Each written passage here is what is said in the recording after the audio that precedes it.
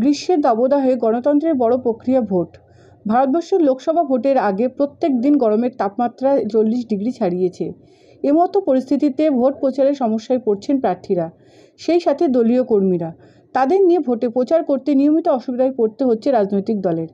তাই কখনো কখনো সময়সূচি চেঞ্জ করতেও বলে দাবি বারাসাত পৌরসভার বিরোধী দলনেতা বরুণ ভট্টাচার্যের।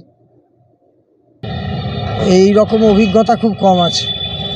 আর বারাসাত লোকসভা নির্বাচনের ক্ষেত্রে দাঁড়িয়ে যেটা সমস্যা, সবচেয়ে বড় কথা, সেটা হচ্ছে একেবারে শেষ তারিখে নির্বাচন, যার ফলে প্রায় 2.5 মাস কর্মীদের কাজের মধ্যে ধরে রাখা, এটা যে কোনো রাজনৈতিক দলের পক্ষেই খুব কষ্টকর। আর এরকম গ্রীষ্মের তীব্র দাবদাহে একদিকে দেওয়াল লেখার কাজ, আরেকদিকে মিছিল, মিটিং, এবং আরও কষ্টকর যেটা, সেটা হচ্ছে যে প্রার্থীদের নিয়ে প্রচারের কাজ। প্রার্থী সকাল 9টার পরে রাস্তায় বেরোনো খুব মুশকিল হচ্ছে, কিন্তু ভোট বড় বালাই, মানুষের কাছে পৌঁছতে হবে। সেই জন্যে এই দাবদাহকে উপেক্ষা করেই গলদঘর্ম হয়ে প্রার্থী বেরোচ্ছেন এবং প্রার্থীর সঙ্গে অসংখ্য কর্মী, আমাদের বামপন্থী কর্মীরা, তারা বেরোচ্ছেন।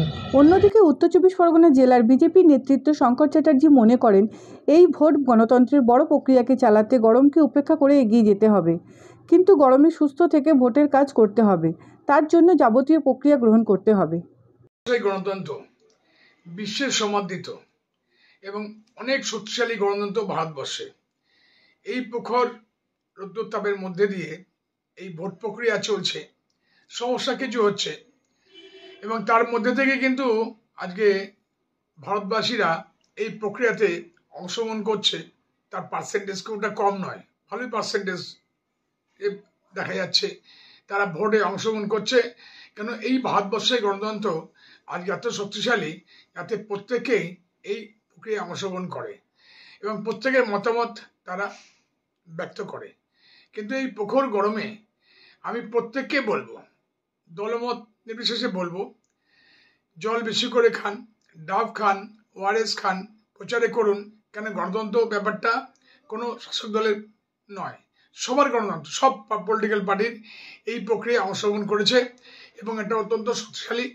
আমরা মনে করি এই গরমে উপেক্ষা করে যেভাবে আজকে লোকে ভোটে বেরোচ্ছে, অংশগ্রহণ করছে, প্রচারে বেরোচ্ছে, সবাইকে একটু সাবধান থাকার পরামর্শ দিচ্ছি।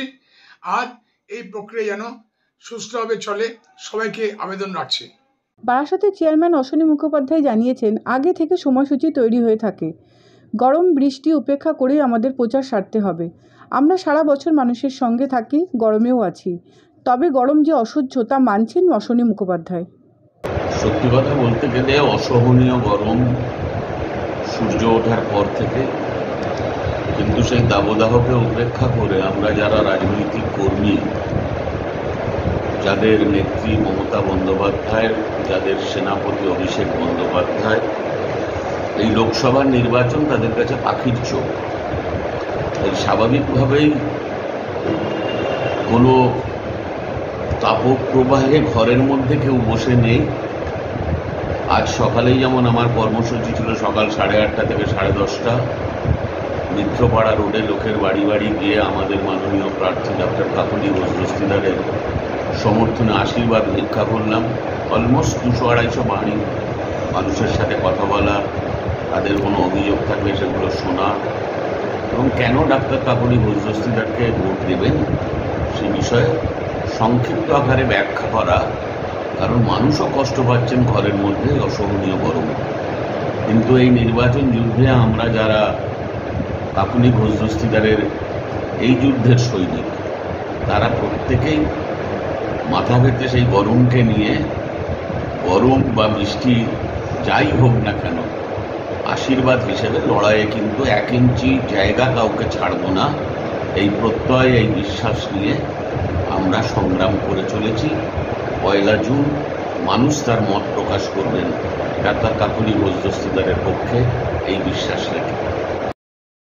এক্সট্রা নিউজের জন্য কিষাণু ঘোষ দস্তিদারের রিপোর্ট, বারাসাত।